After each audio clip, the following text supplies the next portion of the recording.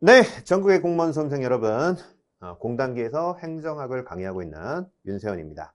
자, 이번에 이제 7급 국가직 시험이 치러졌는데요. 관련해서 행정학 해설 강의 시작하도록 하겠습니다. 난이도는 중상 정도 난이도, 그런데 좀 시험을 좀 어렵다고 느낄 수 있는 부분은 이제 에세이급도 많이 나왔지만, B급 정도 문제들이 좀 많이 출제됐어요. 그러다 보니까 우리가 아주 많이 보는 문제보다는, 그죠? 조금은 덜 보는 문제들이 좀 많이 출제되다 보니까 좀 어려울 수도 있다. 거기에 이제 C급의 어떤 불이타 문제들까지 있다 보니까요. 난이도는 좀 있는 문제였고요. 한 중상 정도, 그래서 한 88점 이상이 고득점이다. 이렇게 좀 생각하시면 좋겠습니다. 바로 한번 시작해 보도록 하겠습니다. 자, 1번. 정부 실패 원인 중 X 비효율성에 해당하는 것을 이제 고르라고 했는데요. 이런 문제들은 쉽게 풀 수 있는 문제긴 한데요. 자, 실제 정부 실패의 원인들은 이 페이지는요, 제 책에 있는 교재 페이지예요. 자, 제 책에 있는 내용들이고요. 자, 일단은 정부 실패의 원인은 크게 네 가지가 있습니다. 사파, 비권, 사적 목표의 설정, 파생적 외부 효과, 그리고 B, X, 비효율성, 그리고 하나 더 있어요. 비용과 편의 기절은, 그 다음에 권력의 편제에서 사파, 비비권 해서 5개, 4개에서 5개 있다. 그죠? 사파, 비비권. 그죠? 무술에는 정파와 사파가 있어. 사파. 거짓, 그러니까 사적인 파들은 비밀스러운 권법이 있다. 사파, 비비권. 기억하시면 되겠고요. 사적 목표의 설정은 관리주의 내에서 공익보다는 개인과 조직의 이익을 우선시하는 현상으로 실제 조직의 국가의 공익이 아니라 조직의 사적인 비공식적 목표가 국가의 공식적 목표를 대체하는 현상. 이걸 우리가 사적 목표의 설정, 다른 말로 내부성이라고 하는 겁니다. 그래서 비공식적 목표가 공식적 목표를 대체하는 현상이다. 이렇게 표현하죠. 자, 2번. 서비스의 편익 향유와 비용 부담의 주체가 분리되어서 나타나는 현상. 이걸 우리가 비용과 편익의 절연이다. 그러니까 돈 내는 사람 따로, 이거 쓰는 사람 따로 이 말이야. 돈 내는 사람은 비용 내는 사람인데 이걸 쓰는 사람은 편익, 그걸 누리는 사람인데 돈 내는 사람이 따로 이거 누리는 사람 따로 하다 보니까 돈을 쓰는 사람들, 편익자들이 아껴 쓰지 않는다는 얘기야. 내 돈이 아니니까. 그죠? 그래서 돈 내는 사람은 누굽니까? 결국 국민들이 세금 내는 거고, 근데 공무원들이 그 돈을 막 쓴다는 얘기죠. 그래서 편익의 분리로 인해서 정부 실패가 생긴다는 얘기입니다. 자, 조직이 내부 특성으로 인해서 최소 비용에 의한 이윤 극대화라는 효율성을 달성하지 못하는 상태를 의미하는데, 이 조직의 내부 특성이 뭐냐 했을 때 그 내부 특성이 독점 구조라는 거예요. 그래서 이게 X 비효율성 얘기고, 조직 내부의 독점 구조로 인해서 결국 혁신 의지가 부족해지고 최신의 기술을 사용하지 않게 돼서 결국 비용 극사와 산출 극대화에 실패해서 기술적으로 비효율적인 상태에 빠지는 것을 우리가 X 비효율성이라고 하는 겁니다. 그렇죠? 그래서 3번이 실제 X 비효율성 얘기고요. 4번 정부 개입에 의해 발생하는 인위적 지대를 획득하기 위해 자원을 낭비하는 현상을 의미한다. 이거는 이제 사파, 비비권 할 때 권력의 편제인데, 권력의 편제가 이제 사실 포획 현상과 지대 추구 행위로 인한 부패를 얘기하는 겁니다. 자, 우리가 이제 지대 추구 행위라는 게 있는데요. 우리가 어떤 지역에서 독점을 누리고 있는 거예요. 근데 이들이 로비를 해서요, 자기의 독점 지대를 계속 유지하기 위해서 규제를 만들고 다른 사람이 들어오지 못하게 만드는 거죠. 어떤 규제를 만드는 거예요? 진입 규제. 그리고 이 규제를 계속 유지하기 위해서 계속 로비하고 규제 유지하고, 로비하고 규제 유지하고, 이런 활동을 나의 지대를 추구하는 행위다. 독점이란 인한 특권, 특혜로 인해 이익을 획득하기 위한 자원을 낭비하는 활동입니다. 왜 자원을 낭비하느냐? 자, 이 돈, 로비하는 돈이 어떤 생산에 쓰이는 게 아니라 이 로비 자금으로 쓰이는 거예요. 그러다 보니까 자원이 낭비된다는 얘기죠. 그래서 특정 개인 및 기업이 자기들의 경제적 이득을 증대시킬 목적으로 자신들의 이익을 위해서 정치인 관료와 여기 관료들과 로비로 결탁해서 각종 규제를 만들고, 그렇죠? 다른 집단으로부터 분화 가치의 이전을 꾀하는 굉장히 사회적으로 생산적이지 못한 자원을 낭비하는 이런 로비 활동을 우리가 지대 추구 행위라고 하는 겁니다. 그 과정에서 이제 이 로비 활동을 하나로 이제 포획이라고 하고, 전체적으로 이거를 지대 추구다 이렇게 표현하는 거죠. 그리고 이런 포획과 지대축으로 인해서, 그죠? 관료들의 권력을, 그죠? 이 사람들만을 위해서 편제, 그죠? 사용하게 하는 겁니다. 그죠? 권력을 우리가 편식할 때 그 편이에요. 편식할 때 편. 편제한다 이 말입니다. 자, 그래서 실제 정부 개입에 의해 발생하는 인위적 지대를 획득하기 위해 자원을 낭비하는 현상은 이제 권력의 편제, 지대 추구의 행위죠. 그래서 X 비효율성은 답은 3번이고 1번 같은 경우는 뭐 쉽게 풀 수 있는 문제입니다. 자, 보시고요. 자, 준정부 기관에 대한 얘기고요. 제가 지속적으로 강조했던 문제예요. 이것도 수업 시간에 나올 가능성이 크다. 공기업이 부분에서 제가 이 표를 계속 얘기하면서 이 표가 나올 가능성이 굉장히 크다고 계속 말씀을 드렸었습니다. 그래서 공기업과 준정부 기관의 어떤 구분에 대한 얘기인데요. 자, 근데 지금 묻는 건 뭐예요? 준정부 기관에 대한 얘기죠. 그래서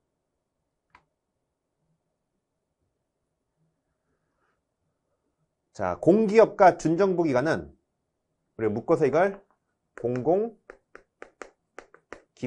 이렇게 말을 하죠. 자, 그런데 공기업은 이름에 써 있어요. 공기업이라고. 준정부기관은 준정부기관이라고. 그래서 공공기관 중에서도 정부 쪽에, 정부가 아닌데 정부에서 독립을 해서 나오긴 했지만, 정부는 아니지만 정부 쪽에 좀 더 가까운 애를 우리가 준정부기관이다 이렇게 말을 하고요. 오히려 시장, 민영화, 이 시장 쪽이 좀 더 가까운 게 공기업이에요. 그래서 공기업은 기업성이 강하고요. 준정부기관은 공공성이 강해서 기업성이 강한 공기업이 자율성이 크고요. 준정부기관은 공공성이 크기 때문에 통제를 더 많이 받습니다. 그래서 공기업은 기본적으로 시장이 하던 일 중에서 공공성이 크다 보니까 정부 쪽으로 오긴 와야 하는데, 이쪽으로 가긴 가야 하는데, 그래도 시장 활동에 사업성이 강한 분야다 보니까 뭘 만든 거예요? 기업을, 어떤 기업? 공기업을 만든 거예요. 그래서 이들은 시장에 실패한 겁니다. 그러니까 시장이 실패하다 보니까 시장이 하던 일을 못 하는 거죠. 그럴 때 이제 정부 쪽에서 좀 해줘야 하는데, 그때 완전히 가져오긴 힘들고 공기업을 만드는 거죠. 왜? 사업성이 강하기 때문에. 그래서 기업 형태로 만든 겁니다. 근데 준정부기관은 오히려 이제 정부가 하던 일인데 정부가 실패한 거예요. 그러니까 정부가 못하는 거죠. 그럼 이제 시장 쪽으로 넘어가야 하는데 시장으로 아예 줄 수는 없다는 거예요. 왜? 사업성이 약하기 때문에. 그렇죠? 그래서 준정부기관을 만든 겁니다. 지속적으로 강조했던 문제예요. 그러다 보니까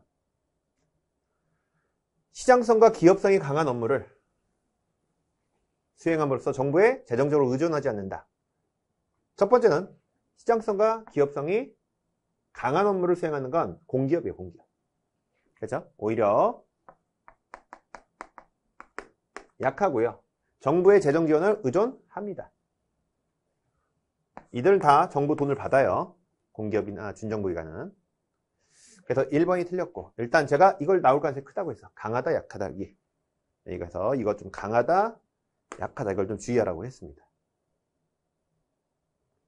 자, 그리고 준정부기관은요, 여러 가지 내용들이 있는데, 그죠? 이거 다 외워야 하는데, 그죠? 여기 있는 내용을 우리가 다 외울 순 없다. 그래서 제가 주로,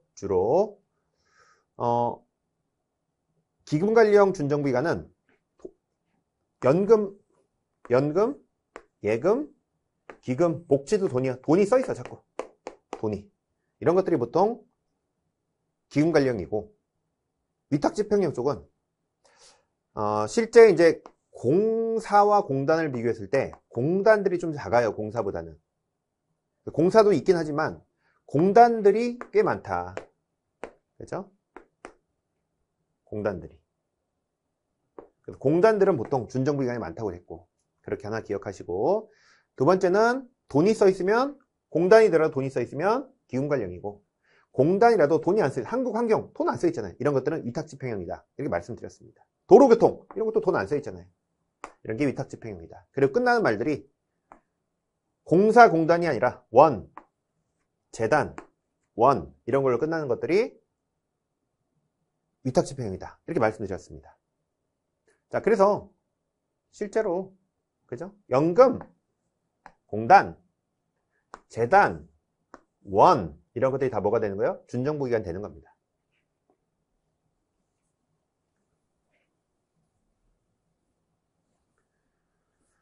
자, 보시고 그리고 준정부기관의 장은 이런 기관들의 사장들 얘기하는 거예요. 이런 기관들의 사장은 자, 원칙적으로는 임원추천위원회가 복수로 추천한 사람 중에서 누가 임명하냐면 주무기관의 장이 임명합니다. 이게 원칙이에요.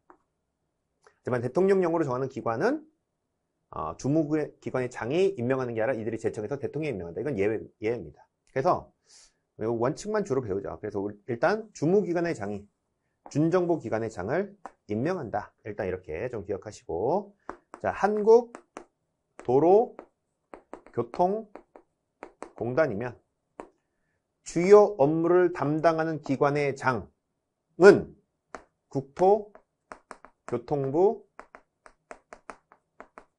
장관이 되는 겁니다. 그렇죠? 그래서 준정부기관의 장은 누가 임명한다? 주무기관의 장이 임명한다. 다만 대통령령으로 정하는 기관의 장들은 대통령으로 이제 예외적으로 정한 기관들이 있어요. 그 기관의 장은 대통령이 임명한다. 이렇게 보시면 되겠습니다. 자, 이들은 정부 조직은 아니죠. 정부 조직이 아니면서 정부로부터 권한을 위임받아서 원래 정부가 하던 일들을 위임받아서 그죠? 정부가 수행해야 할 서비스를 전달하는 겁니다. 원래 정부가 하던 일들을 하는 거예요. 그렇죠?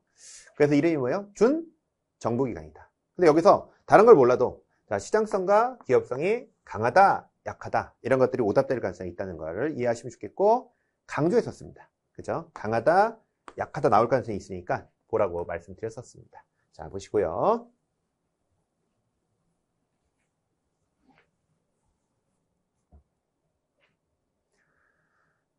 NGO에 대한 얘기요. NGO는 시민단체다 생각하시면 됩니다. government가 아니다 이 말이에요. non-government 정부가 아닌 그래서 이거를 앞 NGO 이렇게 말하는 거죠. 그래서 실제로 NGO는 지속적인 조직입니다. 임시적인 게 아니라 계속 존속하는 거고 제3섹터에 해당됩니다. 우리가 1영역은 1섹터라고 해요. 1섹터는 정부고 2섹터는 시장이에요. 네, 3섹터로 요즘에 이제 맞죠? 정부도 아니고 시장도 아닌 제3의 영역들이 있다. 그 중에 우리가 이거 방금 배운 게 뭐야? 하나가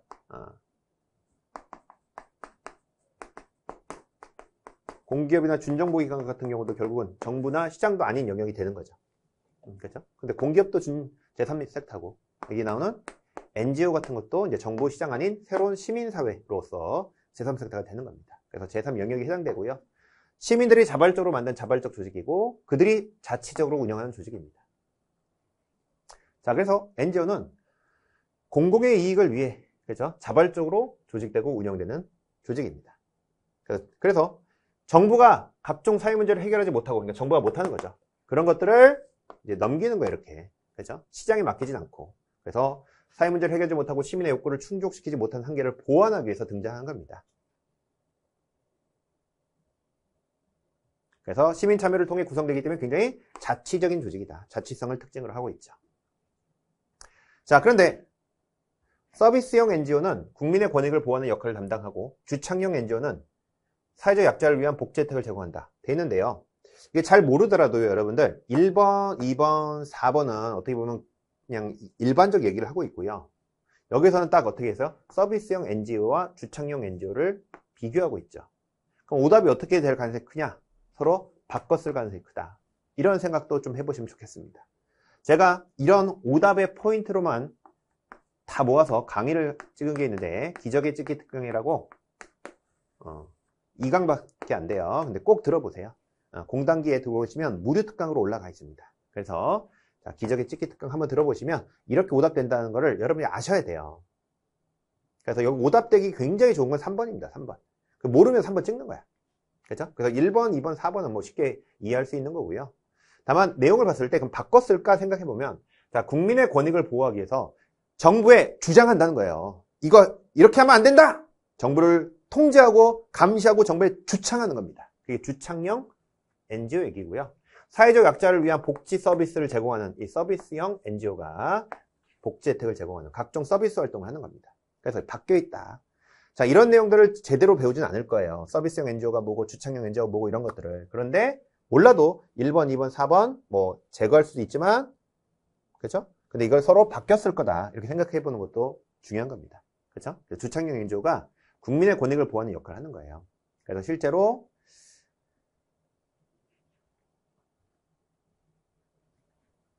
자, NGO에서 우리가 NGO를 형성하는 배경에 대해서 우리 공부할 때 기본적으로 사회는 정부에게 제공되는 것보다 더 많은 다양성을 요구하기 때문에 이런 서비스 공급에 있어서 정부가 못하는 것들을 NGO가 보완하고 있다. 다원화 이론으로 각종 서비스를 제공하는 이런 모습을 볼 수도 있고요. 또 이 기업가 이론이 딱 주창형인데 정부와 NGO분이 서로 이질적이고 이들 간의 관계가 경쟁과 갈등이라고 보면서 사회 기업과 NGO들이 정부를 감시 통제하면서 정부의 잘못된 것을 주창하는 역할을 한다. 이게 기업가 이론이에요. 그래서 실제 주창형과 NGO가 바뀌어 있다. 이렇게 한번 보시면 되겠고요. 답은 3번이고 항상 이런 행정학은요. 오답 포인트가 어떻게 만들어지고 오답 찍을 때 어떻게 찍어야 하는지 연습을 하셔야 돼요. 그래서 꼭 한번 기적의 찍기 특강 한번 들어보시면 좋겠고요. 자, 순환보직에 대한 얘기고요. 순환보직을 우리가 배치 전환이라고 하는데 여기서도 마찬가지입니다. 이런 문제도 그래서 1번, 2번, 3번, 4번까지는 그렇게 어려운 문제가 아니에요. 근데 여기서도 단어, 외부와 내부 이런 단어가 바뀔 가능성이 있다는 걸 좀 기억하셔야 합니다. 배치 전환이라고도 하며 순환보직은 자, 우리가 외부 임용이 있고요. 내부 임용이 있습니다. 외부 임용은 어떤 자리가 공석이 되는데 이 자리에서 외부 사람들을 뽑아서 이 자리에 집어넣는 걸 외부 임용. 그래서 공채 같은 시험을 본다든지 뭐 경채로 시험을 통해서 사람을 뽑아서 여기에 집어넣는 게 외부 임용이고 이 안에 있는 공무원들을 이 자리로 채우면 아래에서 올리면 이걸 우리가 승진이라 하고요. 위에 있는 사람을 내려보내면 우리가 강임이라고 그래요. 그래서 이거 수직적인 이동으로 내부 임용이 있고요. 그리고 옆에서 동일한 계급 속에서 이동하는 거가 있던데 이거를 우리가 배치 전환이다 이렇게 표현해서 같은 직렬 내에서 같은 계급 내에서 이동하는 걸 전보. 직렬을 바꿔버리면 전직. 인사기관, 그래서 중앙선관위, 국회, 법원, 헌재, 지자치단체, 행정부 사이에서 서로 이동하는 걸 전입 이렇게 말합니다. 이런 같은 계급 사이에서 이동하는 걸 우리가 수평적 이동이고 이게 배치전환. 이런 배치전환과 수직적 이동은 다 뭐예요? 내부 임용이에요. 그렇죠? 그래서 우리가 순환보직이라는 거는 결국은 한 자리에 있지 않고 다양한 일을 하러 이렇게 돌아다니는 걸 얘기하는 겁니다. 근데 이걸 다른 말로 배치전환이라고 하는데, 그렇죠? 다만 이거는 내부 임용이다. 그래서 다양한 일을 하면서 기관이 수행하는 다양한 업무에 대한 이해를 가능하게 하고요. 다만 자꾸 이동하다 보면 전문성은 좀 떨어질 수 있겠죠. 축적을 어렵게 하고요. 조직 단위에서 새로운 아이디어의 유입을 기대할 수 있습니다. 그렇죠? 다양하게 사람들이 돌아다니면서 다양한 경험을 하게 되고 그러면서 새로운 아이디어 유입을 기대할 수 있다. 자, 그래서 실제로 여러분들 배치 전환은 자, 자꾸 이동을 하다 보니까 전문성과 능률성은 오히려 떨어질 수가 있다. 그죠? 이런 것도 생각하시면 좋겠습니다. 자, 5번 문제고요. 정책 델파이에 대한 얘기인데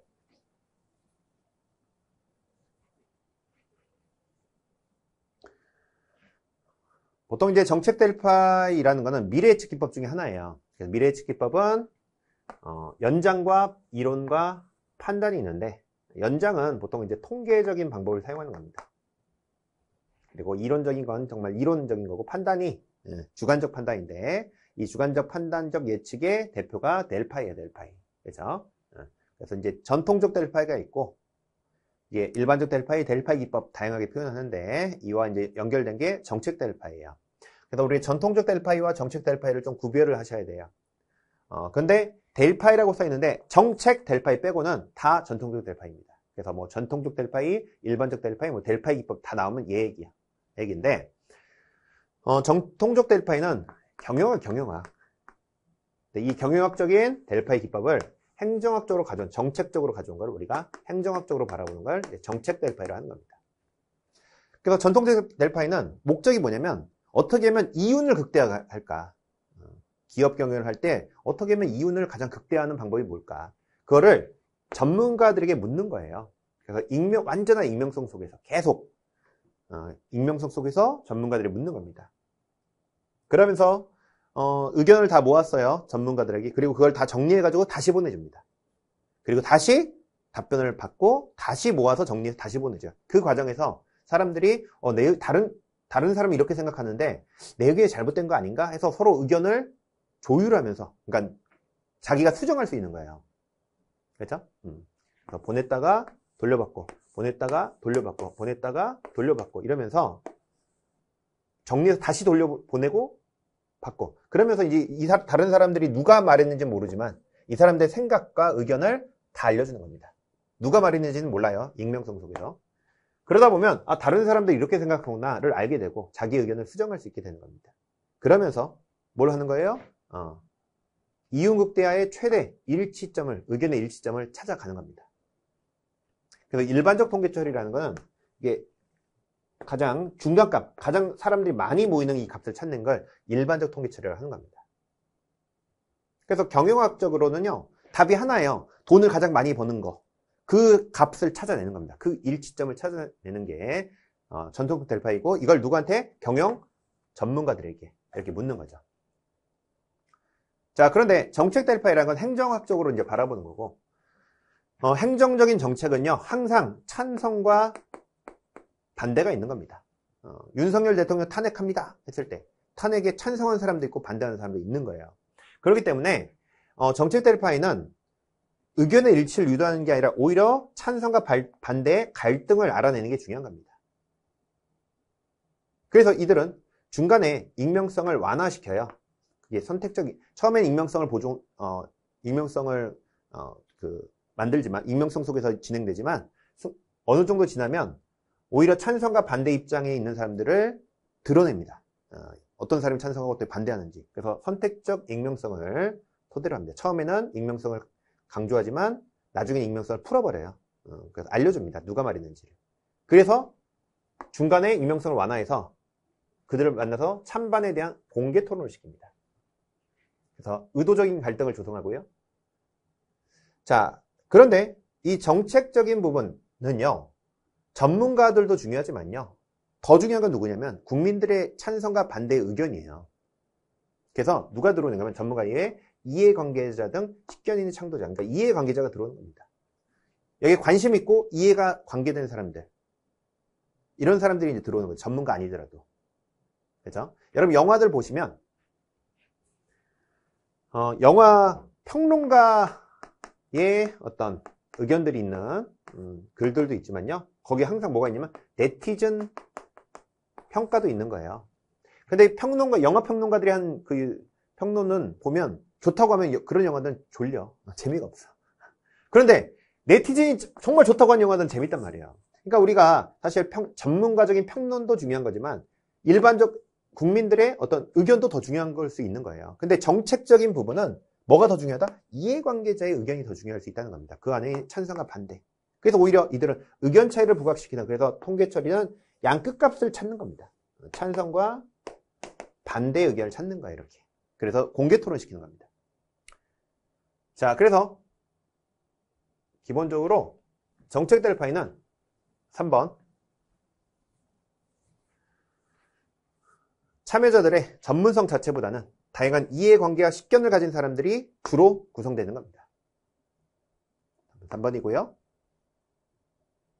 자, 그럼 이 정책 델파이가 나오면 오답에 뭐가 많이 나오냐면 이 전통적 델파이가 많이 나오는 거예요. 전통적 델파이. 그죠? 그래서 참여자들의 익명성을 끝까지 보장해서 누가 말인지 모르게 만들면서 의견의 자유로운 표현을 유도하고요. 이건 전통적 델파이죠.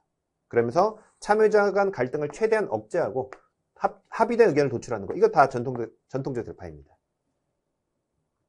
자, 정책 델파이나 전통적 델파이 둘 다 참여자의 주관적 판단에 의존하는 질적 방법인 건 맞습니다. 하지만 통계 수치를 활용하지 않는다, 이렇게 단정적으로 말하면 안 되죠. 통계 수치를 보고 주관적 판단을 내릴 수 있는 겁니다. 그죠? 그러니까 통계 수치만 가지고 그것만 가지고 판단하진 않지만 통계 수치 자체를 아예 활용하지 않는다. 이건 틀린 거예요. 주관적 판단을 하는데 통계 수치의 도움을 받을 수 있는 겁니다. 자, 일단은 몰라도 답은 3번 아셔야 되고, 자, 1번, 2번, 3번, 4번, 5번까지는 그렇게 어려운 문제는 아니니까 우리 준비하셨다면 차분하게 기출도 많이 풀고 우리 요약서나 뭐 기본서 같은 걸 차분하게 잘 보셨다면 뭐 5번까지는 충분히 풀어내실 수 있다 판단됩니다. 자, 보시고요. 행태주인데요.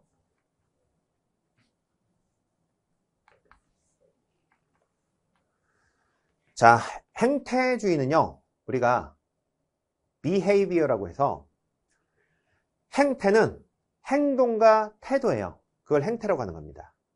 근데 행태주의가 얘기하는 건 행동과 태도는 뭐냐면 눈에 보이는 거예요. 눈에 보이는 거. 이걸 행태라고 하는 겁니다. 그래서 나는 눈에 보이는 것만 믿어. 이걸 우리가 행태주의자라 이렇게 말하는 거예요. 행태주의자는 눈에 보이는 것만 믿는 사람들입니다. 나에게 진심 같은 거 묻지 마. 나한테 진심이란 거 어필하지 마. 나는 눈에 보이는 대로 믿는 사람이야. 네 진심을 내가 어떻게 아니? 네 속마음을 내가 어떻게 알아?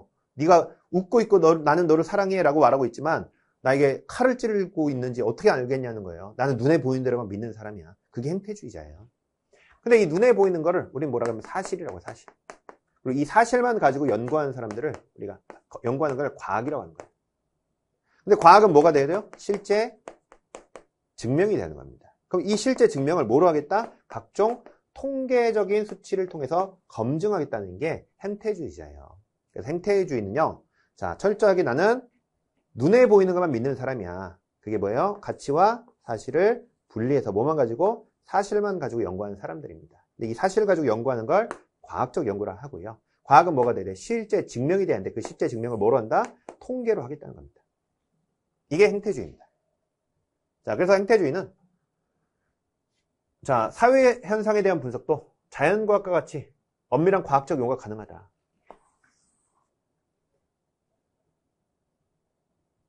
그죠?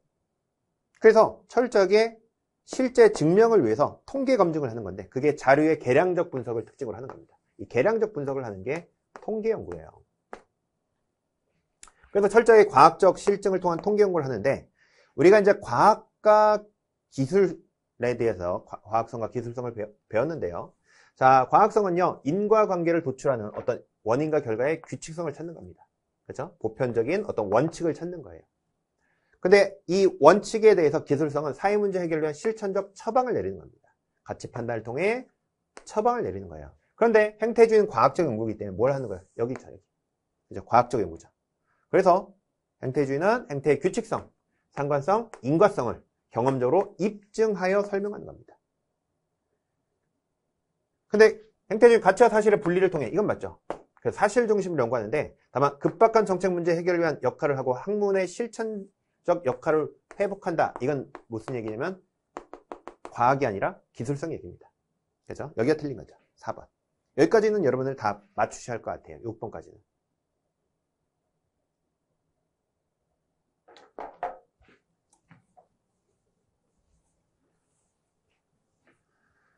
(7번) 중앙정보 고위공무원단 역량평가에 대한 얘기인데요. 자, 우리 역량평가는요, 이런 겁니다. 우리가 실제, 강의를 이제, 강사를 뽑아야 했는데, 초보 강사예요. 그러니까 이 사람은, 과거에 경력이 없는 겁니다. 그러니까 이 사람은 과거의 실적이나 과거 성과 평가를 할 수 없어요. 그럼 이 사람을 어떻게 뽑냐? 미래 잠재력을 가지고 뽑는 겁니다. 그래서 시범 강의 같은 걸 여는 거예요. 그래서 시범 강의 때, 학원 관계자들이 쭉 모여서 평가자들이 해서 쭉 이 사람의 시범 강의를 보는 겁니다. 그때 이 사람들의 체크리스트들이 있는데, 체크리스트. 일타 강사들, 과목 보면 일타 강사들의 공통된 특징이 있다라는 거예요. 유머러스하고요. 강의력이 좋고요. 발음도 좋고요. 교재도 좋고요. 외모도 괜찮다. 근데 이 초보 강사가 지금 이런 것들을, 있어. 그럼 이 사람이 뭐가 있다는 거야? 미래 잠재력이 있다는 거죠. 그래서 이렇게 뽑는 걸 우리가 역량평가를 하는 겁니다.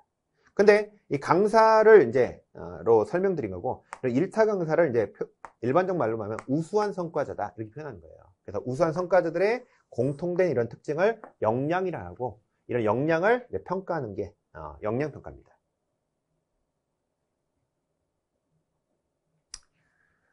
그래서 자, 구조화된 모의 상황, 이게 시범 강의 같은 거예요. 설정해서 현실적 직무 상황에 근거해서 행동을 이들이 관찰해서 평가하고 있는 거죠. 다만 이때 뭘 평가하는 거다? 미래 잠재력. 초보 공사이기 때문에. 뭐가 아니에요? 단순한 근무 실적이나 과거 성과 평가. 이건 없는 거예요, 일단. 그죠? 그래서 과거의 근무 성과와 근무 태도에 대한 근무 성적 평정을 반영한다면 틀린 거죠. 그래서 다양한 기법을 활용해 평가 대상자의 미래 행동에 대한 잠재력을 평가하는 거고, 이를 위해서 집단 토론, 서류함 기법 등 여러 가지 방법들이 있습니다. 근데 그런 것 중에 이제 간단하게 말하면 그냥 이런 시범 강의 같은 거다 생각하시면 됩니다. 그래서 이것도 이전에 기출에서 충분히 많이 푼 문제고, 내용적으로도. 그래서 답은 2번이고요. 7번까지도 좀 무난하게 풀 수 있는 문제다 생각하시면 좋겠습니다.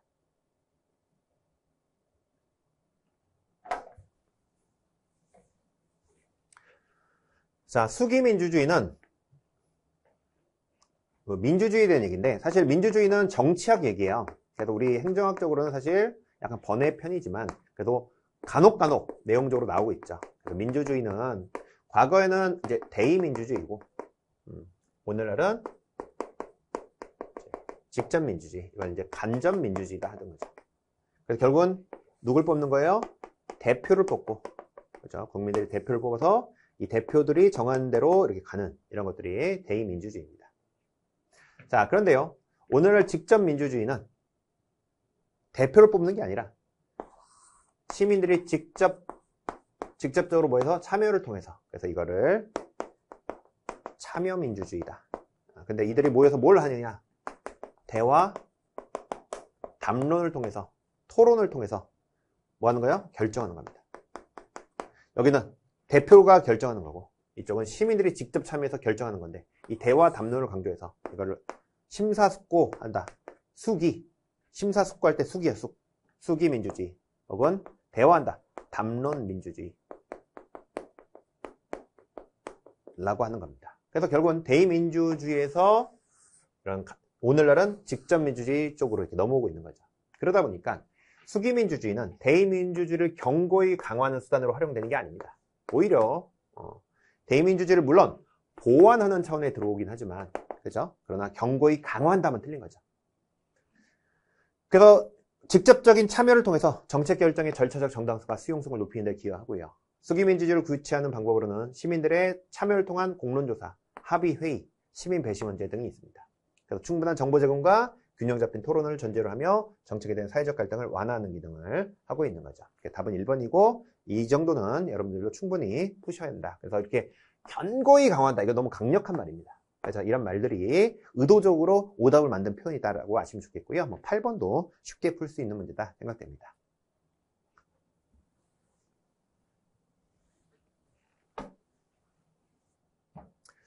그러니까 행정학적으로 이게 어려운 문제는 아니에요, 지금까지는. 그런데 단순하게 암기 위주로만 푸신 분들은 행정학 이건 어려워요, 이런 문제들은. 그런데 충분한 이해를 바탕으로 암기가 병행되신 분들, 그런 분들은 충분히 여기까지 쉽게 푸는 문제다 생각하셔도 좋겠습니다. 그래서 에도크라시에 대한 얘기고요. 자, 에도크라시는 관료제의 결함을 보완하고자 등장한 임시적이고 동태적이고 유기적 조직을 총칭하는 용어예요. 그래서 탈관료제입니다. 탈관료제. 그러면서 이 구체적 형태는 태스크포스, 프로젝트팀, 매트릭스, 네트워크 조직 같은 겁니다. 그래서 실제 태스크포스나 프로젝트팀은 예를 들어 세월호 사건이 터졌습니다. 그럼 이 문제를 해결하기 위해서 각종 정부 부처에서 모여서, 그래서 여러 부서에 차출된 직원으로 구성되고, 이 문제가 해결되면 해체하는 이런 조직들, 그래서 임시적으로 만든 이런 조직들, 이런 걸 태스크포스, 프로젝트팀 이렇게 표현하죠. 그래서 에도크라시의 구체적 형태들은 태스크포스, 프로젝트팀, 매트릭스, 네트워크 조직 등이 있습니다. 자, 이때 관료제 같은 경우는요, 이렇게 분업을 하고요, 계층을 만들어 놨어요. 이런 걸 우리가 복잡하다 이렇게 말해요. 분화되어 있는 정도를 복잡성이라 해요. 다 분화가 되기 때문에 굉장히 복잡성이 높고요. 자, 관료제는 굉장히 옛날 조직으로서, 그죠? 굉장히 공식적이고 집권적이 높습니다. 복공집 자체가 굉장히 높은 구조를 갖고 있어요. 근데 오늘날 조직, 탈관료제는요, 이런 복잡성을 없앤 거예요. 이런 걸 다 없앤 게, 그래서 굉장히 좀 더 조금 더 자유롭게 일할 수 있도록 만들어 놓은 구조를 탈관료제라고 하는 거예요. 다양한 일을 하고, 위에 계층 구조를 없애서 좀 더 재량껏 일할 수 있게 만든 겁니다. 그래서 복잡성이 굉장히 낮아졌고요. 오늘날 조직으로서 공식 가치권화가 굉장히 낮습니다. 그래서 기본적으로 복공집이 낮다 이렇게 표현합니다. 그런데 실제로 이런 에도크라시에서 주로 일을 하는 사람들은요,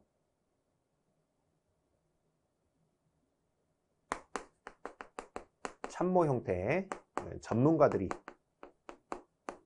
활동을 많이 합니다. 그래서 어떤 문제 해결을 위해서, 그렇죠? 이런 세월호 사건의 이런 문제를 해결해서 이 문제 해결에 전문가들이 많이 들어오는 거예요. 자, 그런데 전문가들의 직무는요, 자, 수평적으로 분할은 되어 있습니다. 예를 들어 강사들도 보면요, 국어, 영어, 행정학, 행정법, 뭐 한국사로 이렇게 각자 영역이 있는 거죠. 하지만 강사 위에 누가 있는 건 아니에요. 그냥 자기 위에 그냥 혼자 일하는 거죠. 그래서 수평적으로는 분화가 높고요, 위에 계층 이게 분화가 안 돼 있죠. 사실 이렇게 돼 있는 거죠. 그러니까 수평적으로 분화가 돼 있지만, 그죠? 수직적으로 분화가 안 돼 있는 이런 구조가 기본적으로 에도크라시입니다. 그래서 근데 하나 높고 하나 낮다 보니까 합치었더니 그냥 낮다고 보는 거예요. 그래서 복공집이 낮다 이렇게 나올 때도 있고요. 수평은 높고 수직은 낮고 공식가치권은 낮다 이렇게 나올 때도 있습니다. 자, 그래서 수평적 분화는 오히려 높고 수직적 분화가 낮은 거죠. 그리고 오답 포인트가 굉장히 많아요. 수평, 수직, 낮고 높고 이런 것들이 딱 오답 느낌이 굉장히 나는 겁니다. 그래서 굉장히 오늘날 구조로서요, 그죠? 과거의 어떤 형식이나 공식성이 얽매이지 않습니다.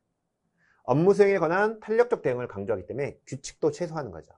탄력적이고 규칙도 적다. 이런 게 오늘날 조직의 특징이에요. 그래서 상황에 대한 신속한 대응하고요. 그렇죠? 문제 해결에 전문성을 가진 전문가들이 참여하는 거죠. 그렇죠? 전문가들이 참여하다 보니까 주로, 그렇죠?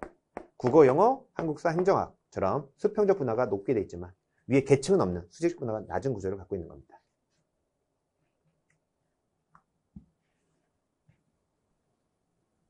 그래서 9번까지도 쉽게 푸셨으면 좋겠고요. 자, 정책 결정 모형과 그 특징인데요. 각 대안으로부터 나타나는 모든 비용과 편익이 계산된다. 합리 모형 얘기고요. 합리 모형은 철저한 목표를 세우고요, 그에 따라 최적의 대안을 찾기 위한 경제적 합리성에 따라 비용 편익 분석을 해가는 게, 그래서 가장 좋은 걸 찾아가는 게 합리 모형이에요. 목표 설정 후 모든 대안을 검토 후 최적의 수단을 찾는 겁니다. 그래서 어떤 결정에 대안이 3개가 있다. 그때 비용이 하나는 100, 300, 편익은 300, 100, 500, 150인데 일단 선택하면 안 되는 건 편익이 비용보다 작은 C는 선택하면 안 되고, 편익이 큰 A대안과 B대안 선택할 수 있는데 그 중에서도 편익이 훨씬 더 큰 B대안이 가장 좋겠다. 이렇게 이제 결정해 가는 게 합리적 모형입니다.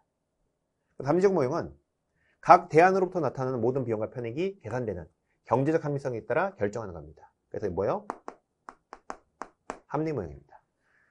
자, 정책 결정을 크게 근본적 결정과 세부적 결정으로 나눠서 하는 것은 우리가 혼합 모형이라 하죠. 그래서 근본적 결정은 합리 모형, 세부적 결정은 점증 모형으로 하는 거. 혼합 모형이죠. 나는 혼합 모형이고, 자, 완전한 합리성에 따라하는 것은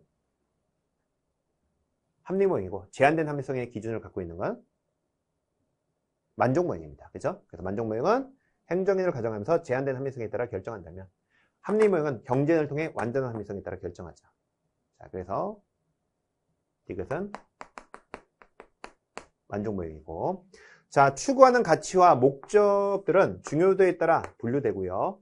서열화할 수 있다. 서열화할 수 있다. 어떤 게 가장 좋은지를 서열할 수 있다. 그래서 목적을 세우고 그 대안들에 대해서 쭉 순위를 매길 수 있는 거. 그래서 1순위는 1번, 2번, 3번 이렇게 할 수 있는 거죠. 그렇죠? 그러면서 최적의 대안을 설정하는 거죠. 서열화한다. 자, 이런 것들. 그래서 가치와 목적들을 중요도에 따라 분류하고, 목적들도 대안들도 다 서열화할 수 있는 거. 이런 것들을 합리 모형입니다. 그래서 가와 라는 답 2번 해당됩니다. 이것도 기본적으로 그러니까 라가 잘 모를 수도 있지만 나와 다가 아닌 건 분명하니까, 그렇죠? 충분히 풀 수 있는 겁니다. 10번까지도 뭐 쉽게 풀 수 있는 문제라고 생각됩니다. 자, 11번. 이 정도 개념은 좀 이해를 하시면 좋은데요. 11번도.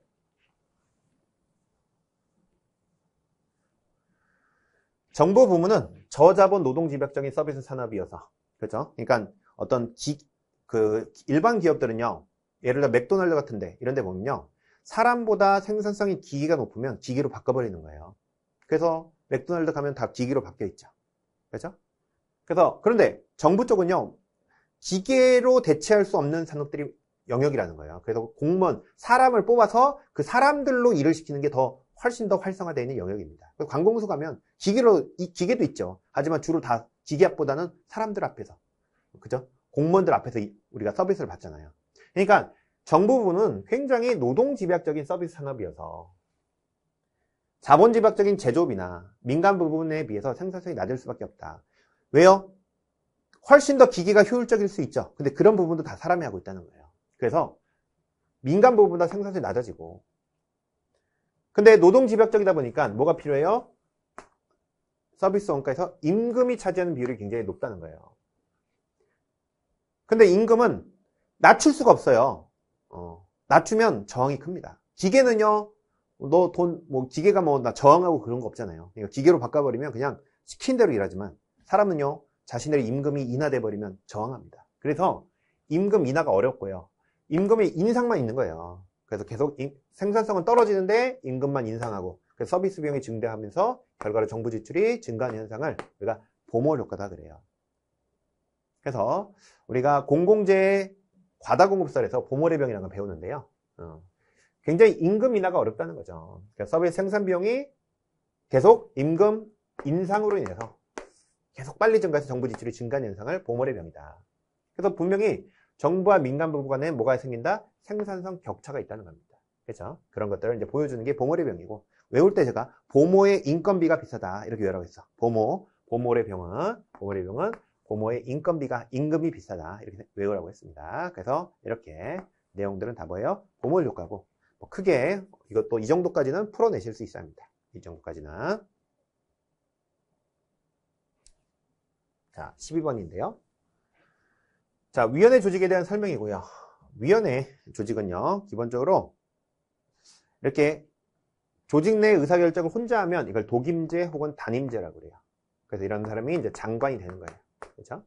그런데 신중하고 공정한 결정이 필요할 때는 의사결정을 여러 사람의 합의로 하는 겁니다. 이렇게 의사결정을 여러 사람이 하면 그걸 우리가 위원회라고 하는 거예요. 위원회라고. 근데 자, 위원회는요, 신중하고 공정한 결정이 되고요.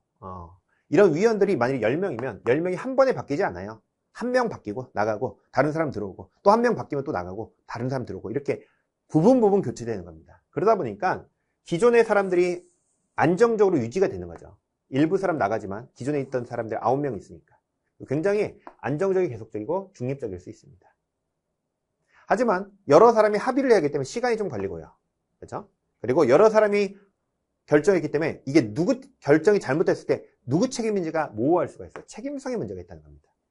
그래서 위원회에서 책임성의 문제가 있다는 건 기억하셔야 돼요. 그래서 참여자들의 책임성을 높이는 게 아닙니다. 3번 틀렸고요. 위원들의 임명 시기를 좀 달리해서 부분적으로 교체합니다. 그래서 정치의 계속성을 확보하고요.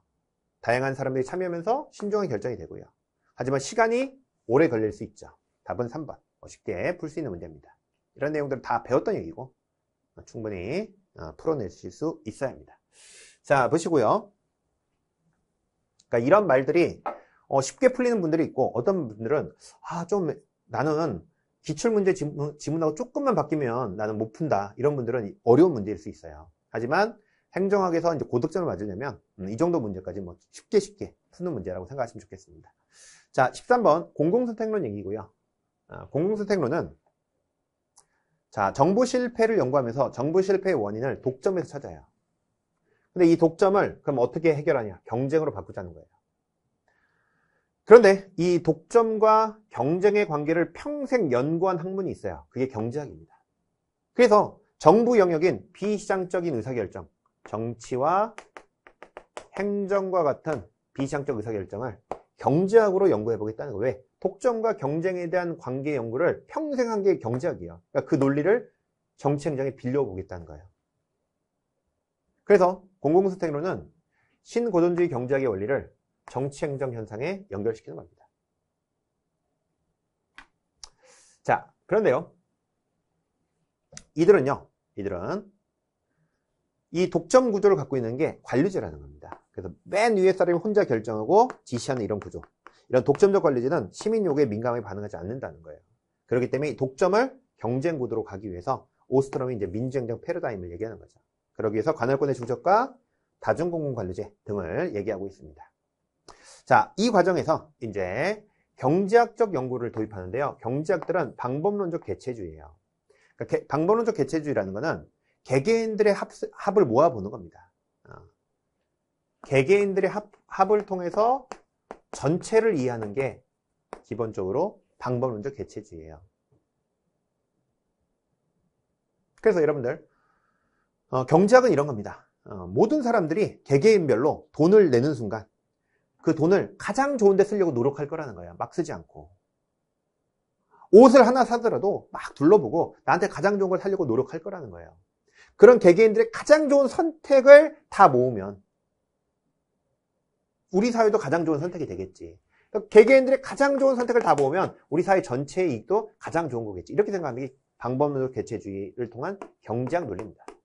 경제학들은 항상 개개인들의 값을 다 모아보는 거야. 근데 그 가장 좋은 선택을 모으는 거야. 그걸 통해서 전체 시장을 이해하는 게 기본적으로 경제학입니다. 그래서 경제학들은 방법론적 개체주의고요. 자, 그래서 방법론적 개체주의 입장을 견지하고요. 경제학이다 보니까. 그래서 서비스를 생산하고 제공하는 데 있어서 관료제가 더 이상 유일한 최선의 방안이 아니라는 거죠. 그렇죠? 더 이상 관료제는 시민 요구에 민감하게 반응하지 않기 때문에. 그러면서 오스트롬의 민주행정 패러다임이 있고요. 또 정부 실패를 얘기하면서 니스카넨이, 그죠? 관료들이 필요 이상으로 예산을 극대화하면서 정부 지출이 증대하더라. 니스카넨 얘기죠. 그래서 4번에 관료가 소관 예산의 극대화를 추구한다. 이거는 오스트롬 얘기가 아니라 누구 얘기요? 니스카넨 얘기죠. 니스카넨. 4번이 틀렸고요. 오스트롬은 민주행정 패러다임을 얘기하는 학자입니다. 자, 여기까지도 쉽게 풀 수 있는 문제라고 생각됩니다. 자, 보시고요.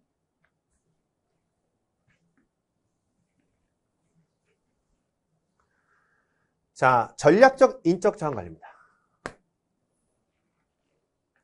자, 전략적인 인적 자원 관리도 풀어내셔야 돼요. 근데 행정학에서 전략적이란 건 앞으로 굉장히 장기적이다.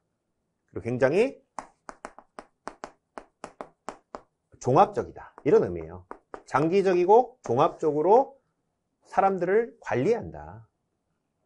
이게 기본적으로 전략적인 인적 자원 관리입니다. 그러니까 당장 도움이 안 돼도 어떤 직원을 뽑았는데 당장 도움이 안 돼도 일단은 투자 개념으로 이해해야 돼요. 그죠? 장기적 관점에서. 물론 그 사람이 포텐이 있다면 그럼 그 사람이 나중에 더 큰 이익을 가져올 거라는 거예요. 그래서 사람을 관리하는 데 있어서 좀 더 장기적 시각에서 사람을 관리해 나가자. 당장 도움이 안 되면 잘라. 당장 도움이 안 되면 잘라. 이게 아니라 이 사람이 포텐을 가지고 기다려주는 거죠. 그러면서 장기적이고 종합적으로 사람들을 관리하는 걸 전략적 인적 자원 관리인데 여기 오답이 잘 나오는 게 뭐냐면 부분적이다. 단기적이다. 개인적이다. 이렇게 나오는 거예요. 종합적, 장기적 관점은 반대 개인적이고 단기적이고 부분적인 겁니다. 그죠? 그래서 장기적으로 목표 성과 중심적으로 인적 자원을 관리하는 겁니다. 그래서 개별 인적 자원 관리 기능 간의 연계를 하고요. 수직 수평적 통합을 해서 전체 최적화를 하는 겁니다. 뭐가 아니에요? 부분 최적화가 아니라. 그래서 전략적 인적 자원 관리는 조직의 전략 및 성과와 인적 자원 관리 활동을 연계하면서 전략적인 인적 자원 관리다. 그러면서 이런 장기적 관점에서 목표 달성을 하고 성과 중심적으로 나아가는 거죠. 그래서 장기적인 목표 성과 중심적 인적 자원 관리입니다. 그래서 장기적 관점에서 조직의 전략 수립을 하고요. 전략 달성을 가능케 하는 인적 자본의 육성, 그러니까 시간을 좀 기다려야죠. 그런데 직무만족, 동기부여, 조직 시민 행동 등 개인의 심리적 측면을 강조한다면 그건 틀려요. 그죠? 개인적인 게 아닙니다. 물론 개인도 중요시해. 하지만 종합적인 거야. 그죠? 그래서 어떤 개인의 심리적 측면을 강조한다 하면 틀린 거죠. 물론 개인도 중요합니다. 개인의 욕구도 중요해요. 하지만 개인의 욕구에서 강조하는 게 아니라 개인 욕구와 조직의 목표 달성을 조화를 추구해야 돼요. 그래서 조직과 개인 간의 비전과 목표를 일치시키는 과정입니다. 그러면서 종합적인 전체 최적화를 기하는 거예요. 그래서 여기서 개인의 심리적 측면을 강조한다면 이건 틀린다 라고 이해하시면 좋겠습니다. 답은 4번.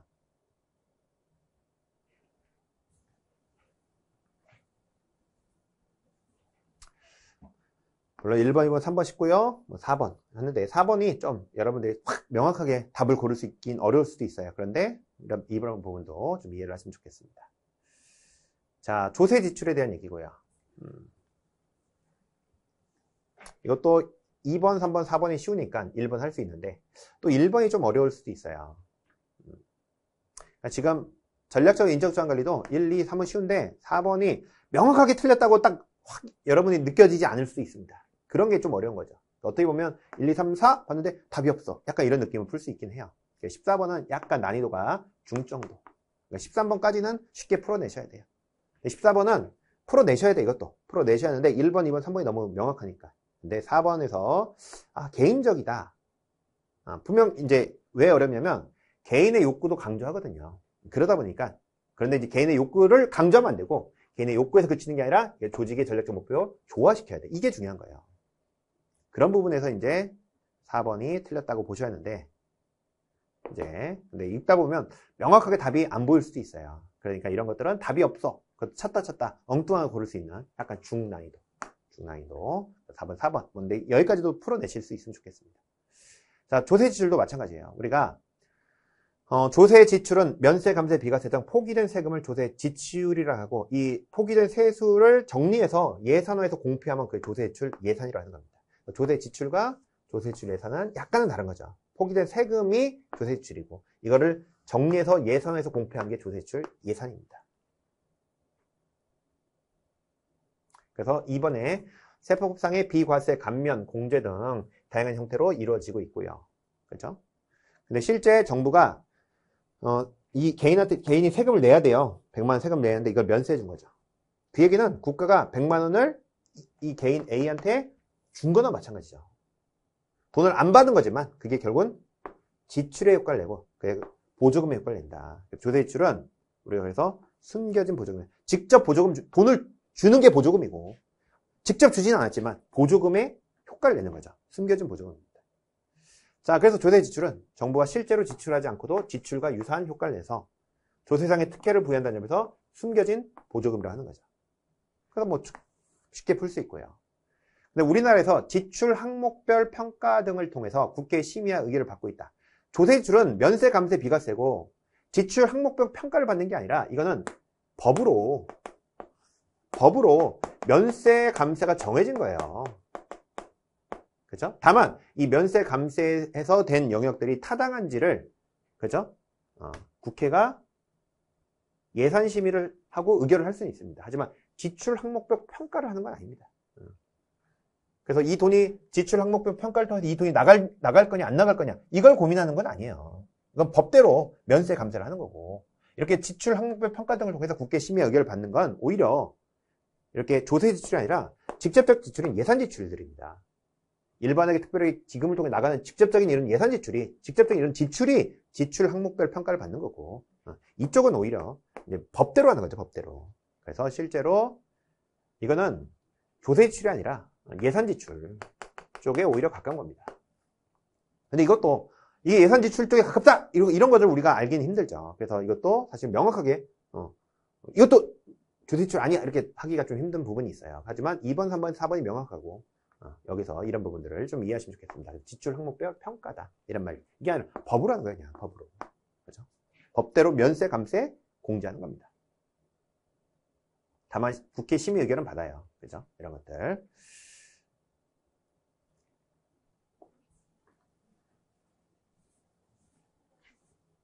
그래서 자, 15번 같은 경우도 중도 좀 그렇고 중하 정도 되긴 하는데 왜 그러면 2, 3, 4가 너무 쉬우니까 그러긴 하지만 1번이 왜 틀렸는지가 좀 모를 수가 있습니다. 그런 부분들이 좀 어려울 수 있죠. 그죠? 그래서 중 정도. 그러나 이 정도까지는 다 맞추셔야 한다고 생각합니다. 자, 살리스베리 있고요. 윌슨 얘기가 있습니다. 살리스베리는 자, 요구 패턴의 통합적이고 결정체제는 분산적이다.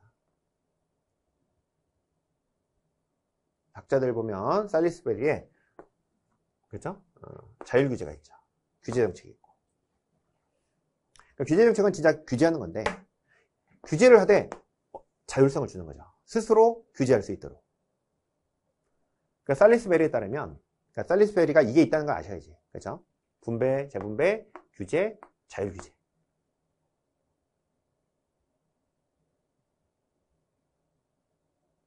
몰라도, 그죠? 몰라도. 살리스베리가 요거 패턴은 통합적이 결정체적 분산적이다. 이건 모를 수 있죠, 이 말은. 살리스베리가 얘기한 게, 이건 아셔야 돼요. 어차피 제가 항상 말씀드리면, 분규는 다 있는 거야, 모든 학자가. 분규는 다 있다. 분규, 규. 분규는 다 있는 거예요. 그래서 나머지만 외우자고 했죠. 그래서 제가 살리스베리 살자제랑 살자제장, 살자제, 자율규제, 재분배 등이 있죠. 그래서 자, 살리스베리가 해당되는 건 자율규제와 재분배, 이렇게 A, B 해당될 수 있죠. 근데 요거 패턴은 통합적이 결정체적 분산적이다. 이게 재분배냐 아니냐 이거 봐야 되는데, 그렇죠? 기본적으로 요거 패턴이 통합적이란 건 일정 정도 통합한다. 뭐요? 일정 정도 규제가 있다는 거예요. 이거 해달라라는 거, 뭘 요구하는 것들은 일정 정도 규제가 있는데, 그러나 그 안에서 일정 정도 규제 안에서 결정할 때 분산적이란 뭐예요? 자율이 있다는 거예요. 그러니까 일정 정도 통합적으로 틀을 만들어 놨죠. 그게 규제예요. 그래서 그 틀 안에서는 굉장히 분산적으로 결정할 수 있는, 이게 자율규제입니다. 그래서 A 얘기고요. 그렇죠? 근데 이게 재분배는 아니다. 이렇게 좀 느끼시면 좋겠습니다. 그렇죠? 자, 그리고 윌슨은 비용은 다수에 분산되고 편익은 소수에 집중됩니다. 그래서 하나 JK 윌슨이고요. 하나 집중, 하나 분산, 집중, 분산인데, 편익이 집중되고 비용이 분산되기 뭐예요? 고객정치죠. 고객정치죠. 그래서 제가 외울 때 편집, 고객이다. 편집증이 걸린 고객이다. 이렇게 외우라고 했어요. 그렇죠? 하나 집중, 하나 분산해서 하나 지금 분산됐고 하나 집중됐죠? 이때 편집이 뭐가 되는 거예요? 고객입니다. 그렇죠? 뭐 쉽게 풀 수 있는 문제인데, 다만 여기서도 A와 B를 고르기가 좀 어렵죠. A와 B를 고르기가 어려울 수 있는데, 일단 재분배가 아니다 이렇게 생각을 하시면 좋겠습니다. 그렇죠? 그래서 이것도 중, 그렇죠? 그래서 14번부터 15번, 16번은 어려운 문제는 아니에요. 어려운 문제는 아닌데 명확하게 답이 탁 나오지가 않을 수 있는 이런 문제죠. 그런 문들, 이런 것들 한번 이해하시면 좋겠고, 공문의 복무와 관련해서 이해충돌 방지법은 우리가 많이 봤던 거고, 뭐 이 정도는 충분히 맞춰주셔야 한다고 생각됩니다. 어려운 문제는 아니에요, 이거는. 자, 이해충돌 방지법에 보면 여기 직무 관련자가 있고요, 사적 이해관계자가 있어요. 그래서 직무 관련자라면 예를 들면 제가 공무원인데 누가 A라는 사람이 인허가를 신청한 거예요. 그럼 A가 이 공무원의 직무 관련자가 되는 겁니다. 뭔가를 신청했어요, 지금.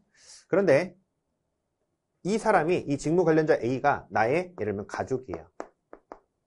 그러면 A의 공무원의 이 사람이 뭐예요? 사적 이해 관계자가 되는 겁니다. 그러니까 나의 공무원의 직무 관련자가 사적 이해 관계자일 때는 무슨 말이 되죠? 이 인허가를 신청한 사람이 나의 가족일 때는 이 말이에요. 그래서 공직자 이해충돌방지법상 모든 공직자는 직무 관련자가 사적 이해 관계자임을 알게 되면, 그죠? 인허가를 신청한 이 사람이 나의 가족임을 알게 되면, 이 말이에요. 이런 말이에요. 그러면 며칠 이내, 14일 이내에 신고하고 회피 신청하는 겁니다. 그죠? 그래서 7일 아니죠. 자, 1번 틀렸고, 이 정도는 맞히셔야 합니다. 자, 2번 국가공무원법에는 종교 중립의 의무가 있습니다. 그래서 국가공무원법상 의무가 쭉 있어요. 여러 가지 의무들이 쭉 있습니다. 종교 중립의 의무도 있고요. 그렇죠? 그래서 공무원은 종교에 따른 차별 없이 직무를 수행한다. 이런 게 이제 국가공무원법상 의무인데 너무 많아요. 못 외우니까 우리는 보통 이렇게 외워져 있죠. 공직자윤리법상 의무를 외우고 이선재 주태. 그죠? 이선재 선생님이 조태. 그죠? 그래서 이선재 주태고, 이거 아니면 그냥 국가공무원법상 의무다. 이렇게 외우자고 했어요. 이 5개를 외우고. 물론 부패 방지법상 부패행위 신고 의무, 충성 헌법 의무, 이거 2개 빼고. 그죠? 이선재 주태, 부패행위 신고 의무, 충성 의무 빼면 다 뭐다? 국가공무원법상 의무다. 그래서 실제로 자, 이선재 주태 아니니까 기본적으로 종교중립 의무는 국가공무원법상 의무고, 공직자윤리법에는 이선재 주태가 있는 거죠. 그래서 선물신고, 주식매각, 이선재 주태 등이 있습니다. 자, 그리고 국가공무원법상 의무에 수사기관이 공무원을 구속하려면 그 소속기관의 장이 미리 통보하나 현행법은 그러하지 아니하다. 그래서 국가공무원법상 의무에 또 하나가 직장이탈 금지인데, 공무원은 소속상관의 허가, 정당한 사유 없이는 직장 이탈하지 못해요. 그래서 수사기관도 공무원 구속하려면 소속상관에게 알려야 돼요. 하지만 현행법은 그러하지 아니하다 돼 있죠. 자, 보시면 되겠습니다. 이 정도는 뭐 풀어내셔야 합니다. 자, 18번 같은 경우는 이제 불이타죠. 불이타고 상. 이런 문제는 틀릴 수도 있습니다. 찍는 거야, 이거는. 진짜 찍는 거야. 그래서 자, 맥러닌이 제시한 정책 결정자와 집행자 간의 상호작용 유형에 대한 얘기고, 실제 최근에 이제 맥러린의 상호적응적 집행 이론이라는 게, 이제 우리가 사실 이제 대학교 교수님 책을 본다 하면 보통 이제 새행정학이라는 책이 있거든요. 그 책이 이제 많이 보고 있고, 그 책에 나온 거면 뭐 예측을 할 수 있는 건데, 그 책이 없이 다른 이제 요즘에 또 새롭게 출간되는 교수님 교재들이 있어요. 그런 책들을 보면 맥러린 이 정책 집행의 이론에 대한 얘기들이 나온 책들이 있습니다. 그래서 거기에서 이제 출제된 건데, 자, 맥러린은 사업계획 성공과 실패의 결정 요인은 결정자 집행자의 관계라고 보는 겁니다. 그래서 집행이 성공하려면 집행자들이 새로운 정책에 잘 적응해야 돼요. 그리고 정책 자체를 실정에 맞게 적절하게 수정할 필요도 있다고 보는 겁니다. 일정 정도 약간의 상향식 느낌이 있죠. 그렇죠? 그래서 결정자 집행자 간에는 일단은 정한 대로만 가는 건 아니고 상호 적응, 그죠? 적응하는 거예요. 상호 적응. 정형화된 대로 가는 건 아니고 상호 적응하는 겁니다. 그렇죠? 그래서 집행의 성공을 위해서는 새로운 정책에 적응도 해야 돼요. 그러니까 정한 대로만 갈 수 없고 적응도 하고 일정 정도 수정도 필요한 겁니다. 그게 상호 적응이고, 적응적 흡수는 이런 거예요. 이게 상대방이 이제 이렇게 집행을 하면 반대가 있을 거 아닙니까? 반대하는 사람도 있고, 그런 사람들을 적절하게 매수하고 담합하고 또 좋은 거 주면서 흡수하는 거예요. 그런 과정도 필요한 겁니다. 적응적 흡수. 그러니까 실제로 반대하는 사람들을 흡수한다. 그죠? 매수해가지고 흡수한다. 이런 느낌이에요. 이런 것들도 필요한 거예요. 적응하는 거죠. 적응하는 거죠. 그리고 교수님책에 이제 적응적 집행이라고 되어 있는데, 적응적 집행 중에 하나가 이제 부집행입니다. 하다 보면 안 할 수도 있는 거야, 이제. 정한 대로만 하지 않고 수정하면서 오히려 적응적 집행 과정 속에, 그렇죠? 적응하면서 집행하는 과정 속에 뭐도 있는 거예요? 부집행도 있는 겁니다. 이런 세 가지 서로 다른 유형의 상호작용이 동태적으로 이루어진다고 보는 거예요. 그렇죠? 적절하게 새로운 정책에 적응도 하고요. 누가? 집행자들이. 이게 상호적응. 또 집행 자체를 수정하기도 합니다. 그게 이제 적응적 집행이에요. 근데 그 과정에 집행하지 않는 것도 있고요. 또 반대 세력을 흡수하는 것도 있는 겁니다. 이런 내용인데 이거 어렵죠, 그냥. 그래서 상호적응, 적응적 흡수, 부집행. 이게 이제 적응적 집행 중에 하나입니다. 근데 거부와 수능은 아니에요. 거부와 수능. 이런 건 아니고. 근데 이건 내용을 알아니까 어려운 거죠, 그냥. 그죠? 답은 4번이고, 이런 것들은 상. 그리고 틀려도 상관없다. 한 문제는 일단, 그러니까 찍기 싸움이니까 이런 건 어쩔 수 없고, 이 문제는 하나 일단 틀릴 수 있다 생각하시면 좋겠고. 자, 지방자치법상 행정협의에 대한 얘기고요. 2개 이상의 자치단체에 관련된 사무를 공동으로 처리할 때 구성하는 거죠. 그래서 2개 이상의 자치단체에 관련 사무를 공동 처리하기 위해서 행정협의를 구성하는데, 다만 여기는 단순 협의의 협의. 그러다 보니까 합의나 결정의 구성력이 없습니다. 자, 그리고 협의의 규약에는 이들이 협의회를 만들 때는 규약을 만들어요. 근데 이 규약에는 뭐 이건 중요하잖아요. 운영과 사무 처리에 필요한 경비의 부담이나 지출 방법 다 포함되겠죠. 뭐 이런 일반적 얘기니까 보시면 되겠고. 자, 그런데 4번 협의회에서 합의가 이루어지자 협의했는데 협의가 안 된 거예요. 그럴 때는 관계자치단체장이 조정을 요청할 수 있습니다. 근데 이 시도 간의 협의 사항에 대해서는 행안부 장관이 조정하는 겁니다. 그래서 실제로 자, 행정협의에서 협의가 안 될 때는 관련 단체장 중에 누군가가 조정 요청을 할 수 있고, 분쟁조정위원회 의결에 거쳐서, 자, 시군구의 문제는 시도지사가 조정하고, 시도의 문제는 행안부 장관이 조정하는 겁니다. 뭐 이런 거 배웠죠, 다. 그렇죠? 그래서, 자, 이렇게 시도의 협의가 사항은 행안부 장관이 조정하는 겁니다. 뭐 여기까지도. 그래서 1번, 2번, 4번 알 수 있고요. 다만 이제 3번은 좀 애매할 수 있어요. 애매해. 그래서 이 정도는 이제, 우리 이런 게 이제 중요하죠. 하가 있고, 상은 아예 불이 타. 그죠? 중, 하가 있는데 1번, 2번, 4번 아니까 소거법으로 하면 3번 나올 수 있습니다. 그래서 그냥 중 정도 되는데 얘도 3번이 또 모를 수 있는 거죠. 그런데 자, 사무와 관계된 중앙행정기관의 장은 항상 이런 문제, 법률상 문제는 장이 나오면 주의하셔야 돼. 그죠? 장이 나오면 정말 이 장일까 생각해보는 거예요. 사무와 관련된 중앙행정기관의 장은 공익상 필요하면 관계자치단체의 장에 대해서 협의회를 구성하도록 권고할 수 있다 되어 있는데, 사실 이제 관련 법령을 보면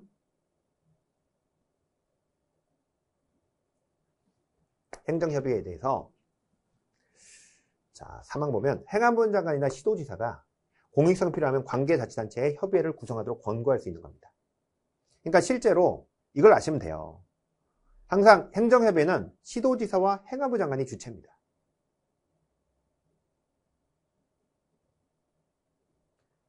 그렇죠?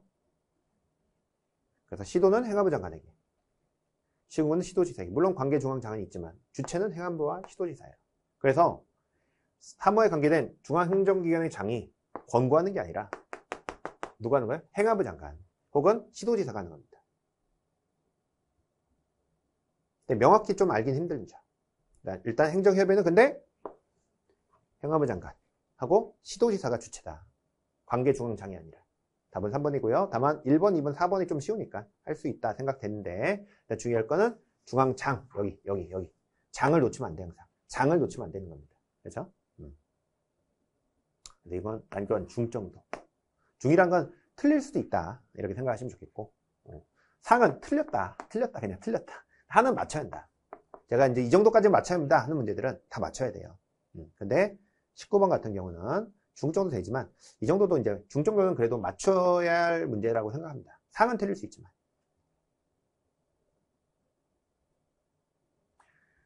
자, 20번 같은 경우도 이게 이제 그 교수님 책에 이제 있는 내용이죠, 사실. 데이터 3법이라는 게 있어요.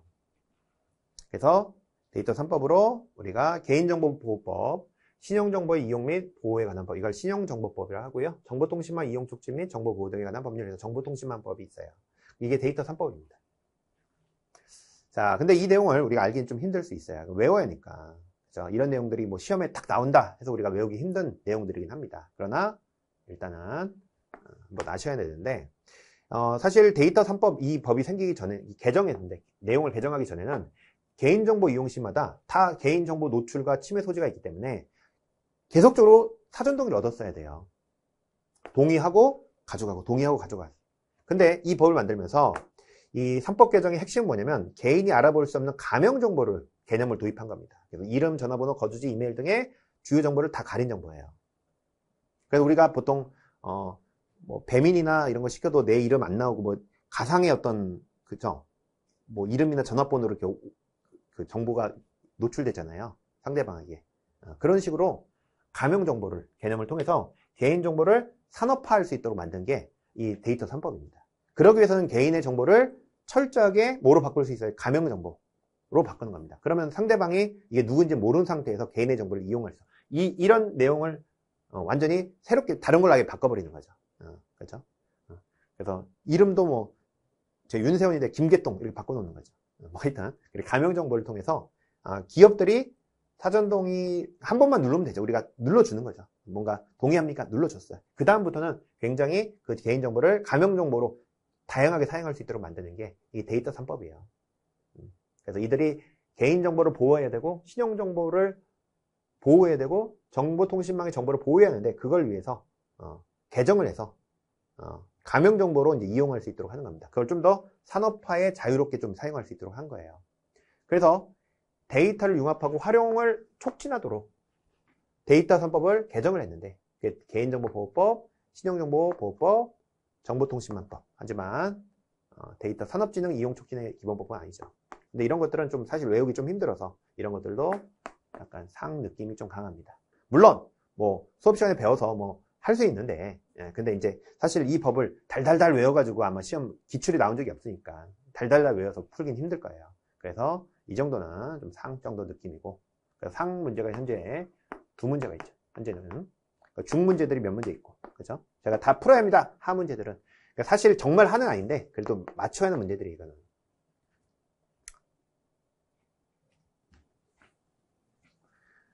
자, 정책평가 유형에 대한 얘기고요. 자, 모니터링은 집행의 능률성과 효과성을 확보하기 위한 목적으로 수행된다. 그래서 우리가 과정평가로서 집행 도중에 하는 형성평가가 있습니다. 형성평가는 집행 도중에 뭐 하는 거예요? 전략이나 설계를 수정 보완하면서 과정을 평가하는 겁니다. 그 과정에서 그 과정을 제대로 진행되는지 모니터링까지 하는 거. 그래서 모니터링을 한다는 건 결국은 그 과정대로 집행을 해서 집행의 능률성과 효과성을 확보하기 위한 목적으로 수행되는 겁니다. 그리고 형성평가는 집행 도중에 하는 거죠. 프로그램의 개선을 위해서. 그렇죠? 그래서 집행 도중에 수정 보완을 위해서, 개선을 위해서 하는 게 이제 협의 형성평가로 형성평가입니다. 자, 그리고 총괄평가는 정책 집행 후에 정책에 미친 영향을 판단하는 거죠. 그래서 영향평가, 총괄평가는 처음에 의도했던 효과를 가져왔는지 그 영향을 평가하는 겁니다. 자, 근데 주의할 건 환경영향평가나 교통영향평가 등은 정책 평가라기보다는 집행 전에, 사전에 결과를 예측하는 정책 뭐에 가깝다? 분석에 가까운 거예요, 분석에. 정책 분석에. 그러니까 정책 분석을 하고, 정책 결정을 하고, 이걸 집행을 하고, 평가를 하는데, 평가가 아니라 어디에 가깝다? 정책 분석에 가깝다는 거예요. 말만 영향평가라도 있지, 실제로 이런 영향평가가 아니라. 그래서 어떤 4대강 사업을 할 건데 이 4대강 사업이 앞으로 어떤 영향을 미칠지를 분석하는 거예요. 결정을 위해서. 그 영향평가, 환경영향평가는 정책 분석에 가깝습니다. 그래서 환경영향평가, 교통영향평가는 정책 집행 이후에 실시되며 효과성 평가의 대표적 예가 아니라, 그죠? 정책 집행 전에 효과성 평가의 대표가 아니라 뭐예요? 정책 분석에 가까운 겁니다. 뭐 이 정도는 수업 시간에 충분히 강조했고 다 풀어내셔야 합니다. 그렇죠? 그래서 21번도 맞춰야 하는 문제입니다.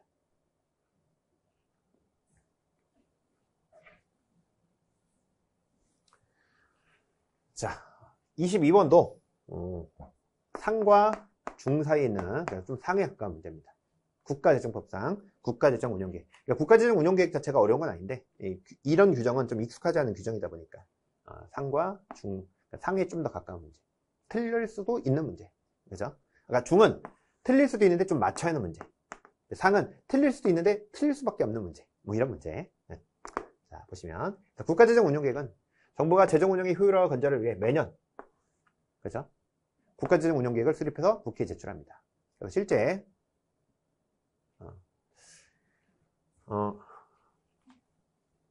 5년짜리 계획인데요. 5년 이상의 기간에 계획을 세우는데 이거를 매년 세워요. 이런 계획을, 5년짜리 계획을 매년 세우는 걸 우리가 연동계획이라고 그래.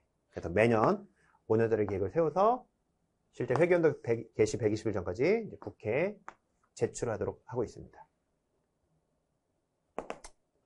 국가재정, 이건 뭐 아는 거여야 돼요. 국가재정 운영계획에는 재정운영의 뭐 기본 방향, 목표, 중기 전망, 분야별 재원 배분 계획 등이 포함된다. 당연한 기본적 얘기니까 뭐 이런 내용들이 이제 포함되어야 합니다. 기본적 얘기고. 그러니까 1번, 2번은 찍으면 안 되고 이제 3번, 4번에서 주의할 거는 항상 법은 장 나오면 주의한다. 근데 이런 것도 생각해 보시면 좋아요. 7급 이번 국가직 시험 보면 어떤 출제자가 들어갔을 거 아니에요. 그 출제자는 오답 만드는 방식이 비슷해. 그러니까 앞에 뭐 17번에서 오답 만든 방식과 22번에서 오답 만든 방식이 비슷합니다. 근데 앞에서도 오답을 여기서도 그렇죠? 장으로 오답 만들었죠. 그렇죠? 그러면 뒤에서도 사실 이 장이 나오면 앞에서 비슷하게 만들어요, 실제로. 그래서 앞에서 만들었던 장으로 오답 만드니까 여기도 장으로 오답 만들 가능성이 굉장히 큽니다. 그 시험에선 통해요. 그 시험의 출제자가 오답 만든 방식이 제한돼 있어. 그래서 그 제한된 테두리 내에서 자기가 막 바꾸는 거거든요. 그러다 보니까 자기 스타일이 장을 잘 바꾸는 거예요. 그럼 여기도 장을 잘 바꿉니다. 그것도 생각해 보시면 좋아요. 그래서 각 중앙간사의 장은 재정지출을 수반하는 중장기 계획을 수립하는 때는 미리 기재부 장관과 협의한다. 뭐 당연한 얘기일 거 아닐까요? 그렇죠? 근데 여기서 4번, 저 같으면 이제 4번을 찍을 것 같아요. 찍어도. 자치단체가 나온다는 게 조금 이상합니다. 일단 자치단체장은 자, 국가의 재정 지원하에 수행되는 사업이 이제 국가 재정 지원을 받으니까 때에는 미리 다만 기재부장과 협의한다. 지금 이게 거의 비슷한 거단 말이에요. 그죠? 그래서 각 중앙관세장은 기재부와 협의한다고, 자치단체장이 기재부와 협의한다고. 어디가 더 맞을 거냐? 어차피 둘 다 협의하는 건데. 그럼 3번이 맞겠죠. 어차피 비슷한 내용인데. 중앙장은 하겠지. 자치단체장이 기재부와 협의할까? 자치권이 있는데 뭐 그런 느낌이에요. 그래서 4번 하는데, 원래는 이제 정확히 풀면 이렇게 풀어야 합니다. 그래서 어떻게 하냐면 실제로는 자, 중앙관세장은 미리 기재부장과 협의를 해야 돼요. 그렇죠? 이런 걸 계획을 수립할 때는. 근데 자치단체장은 하긴 합니다. 국가 재정 지원에 따라 수행되는 사업은 특정 규모 이상일 때는 누구하고 협의하냐면 관계 중앙관세장과 협의하고요. 그럼 이 경우 관계 중앙관세장이 기재부와 또 협의하는 겁니다. 그래서 자치단체장 여기하고, 그리고 나서 기재부와 협의하는 거죠. 정확히 풀면 이렇게 풀어야죠. 근데 이걸 알기가 힘들어, 사실. 그래서 자치단체장은 기재부와 협의하는 건 아니고, 그죠? 관계 중앙관세장과 협의하고, 그럼 그 관계 중앙관세장이 기재부와 협의하는 겁니다. 그죠? 그런데 일단은 찍어야 한다면 3번과 4번이 오답될, 왜? 비슷한 구도고. 아까 앞에서 자꾸 장관으로 바꾸니까 이것도 장관 바꿨을 것 같다. 느낌이 있어야 되고. 근데 3번과 4번 중에 자치단체장이 기재부와 협의할까? 중앙관세장이 기재부와 협의할까? 이것도 생각해보면 4번이 좀 오답되지 않을까? 이런 느낌이 있어야 돼요. 그죠? 4번 고르시고, 그러나 틀릴 수도 있다. 그러니까 좀 상에 가깝다 보시면 되겠는데, 정확히 풀면 이렇게 풀어야죠. 그죠? 이런 규정을 알기는 힘들어요, 여러분들. 그죠? 자, 23번.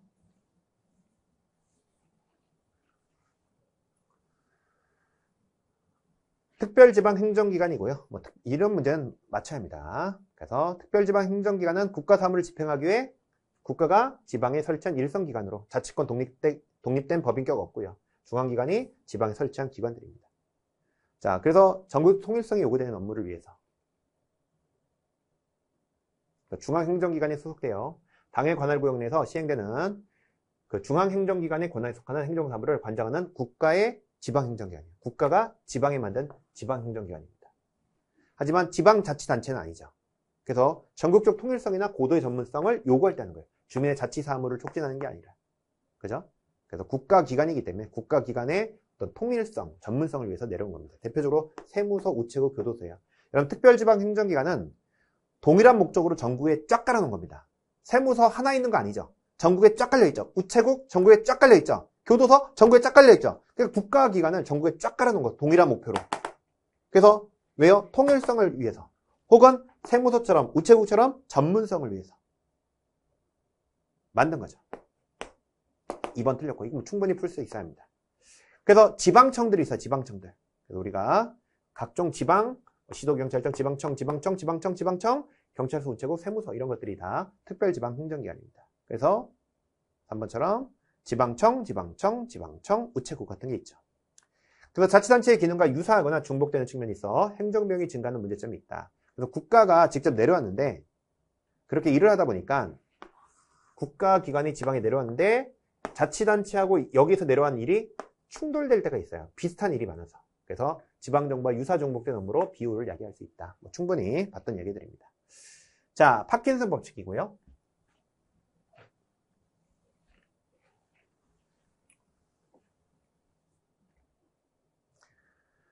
자, 파킨슨 법칙은 공무원 수는요, 본질적 업무가 늘지 않았어요.